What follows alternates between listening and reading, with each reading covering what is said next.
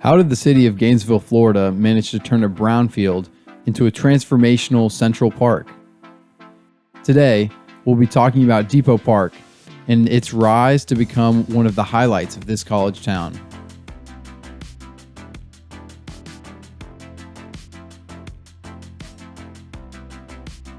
Hey, this is Scott again with another edition of the Bold Cities Project, highlighting innovations shaping our cities. A 32-acre site in Gainesville used to serve industrial purposes around a railroad depot, accumulating tons of contamination. The primary waste was coal tar from a manufactured gas plant, but other type of pollutants included arsenic, gasoline, and cement. In 1997, the city of Gainesville won a grant from the Environmental Protection Agency to clean up the area. The process of removing almost 150,000 tons of contaminated soil and treating 40 million gallons of water began in 2000.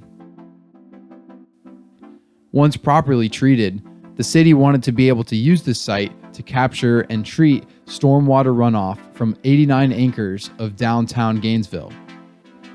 The result was a series of ponds and streams to artificially and naturally treat 600 million gallons annually. This has allowed Gainesville to sell stormwater credits to earn more than $675,000 since its completion. Stormwater credits basically allow local landowners to pay the city in exchange for lower stormwater requirements, since the park treats more than its fair share. Water quality has improved. Planted trees have sequestered 13 tons of atmospheric carbon annually, and low-maintenance vegetation has significantly improved the biodiversity of the area. While the environmental benefits are significant, the creation of the new Depot Park on this land has created plenty of social benefits for the city since opening in 2016.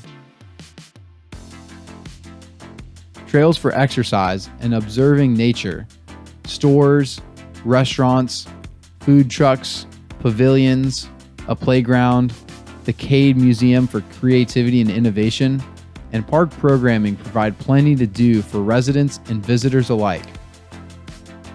The park is also located along trails like the Gainesville Hawthorne Trail and adjacent to the Downtown Regional Transit System station in order to provide great access across different modes of transportation.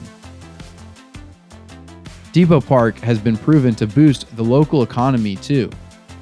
From 2017 to 2018, it contributed to a 14.8% increase in the average assessed value of parcels within a quarter mile, and the number of new businesses opening around Depot Park has been higher than that of downtown Gainesville over the last few years.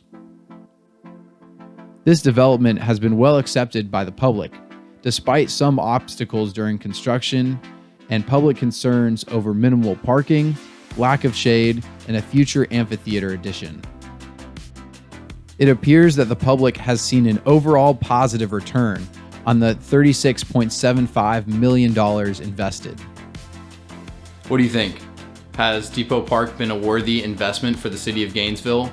Would you like to see something like Depot Park in your city? Let me know what you think in the comments. Like and subscribe if you want to see more content like this. Thanks for watching.